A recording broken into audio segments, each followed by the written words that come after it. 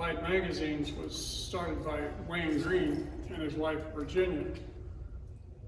However, his wife Virginia had some other ideas.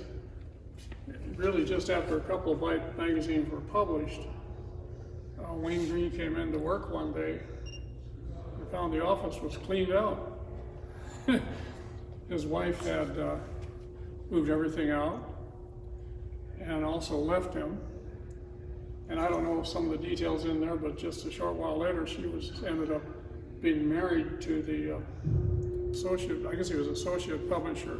So that was quite an interesting story. And then Wayne Green lost some litigation on Byte, so he started Byte magazine in competition with his original Byte magazine. Well, Virginia, who now owned Byte magazine, sued him and said, you can't call it Byte because Byte is my magazine, so he had to change the name to Kilobod.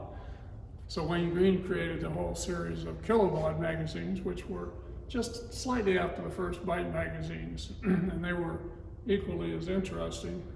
But Wayne Green is a character in himself. Unfortunately, he passed away about 8 or 9 years ago, but he was a very fascinating fellow with lots of stories of travel and this and that.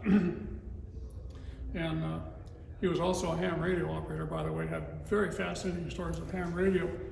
Back in the late 50s, I believe it was, he tried to convince the military they should use single sideband instead of the communication they were using, and he convinced them to put him and a radio in an airplane with some other officials, and they flew around the world and tested it. They found out it worked really well.